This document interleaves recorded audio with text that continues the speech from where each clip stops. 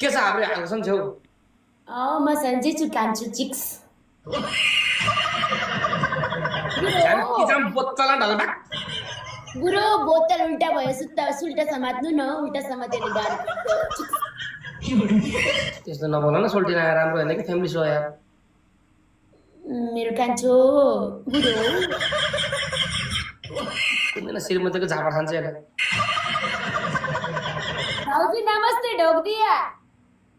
केरवाले ठोक दिया मैले ठोक दिया के रे नाकले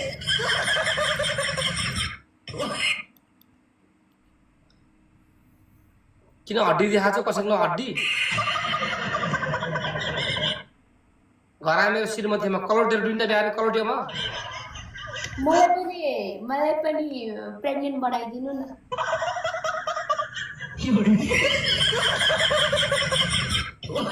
हेलो मान दाई दाई यता एकजना पाठीले बोका खोज्दै दाई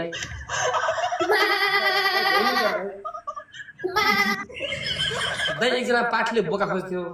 भ्याउनुहुन्छ रुबिनले भ्याउँछ ए ठिकै छ रुबिनको नाक ठुलो छ ए ल हुन्छ हुन्छ माइला दाई ढोक्दिया मेरो चिकसँग बोल्न लाग्यो के होइन फ्यामिली सो आम सरी गाइस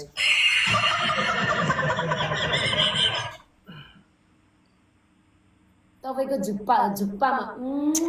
के बोल्छ आइमे बोल बा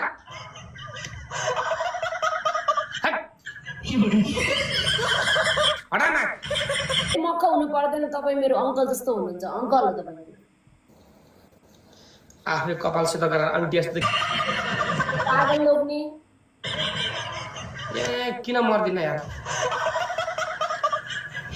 के बोल्छ यार के बोल्छ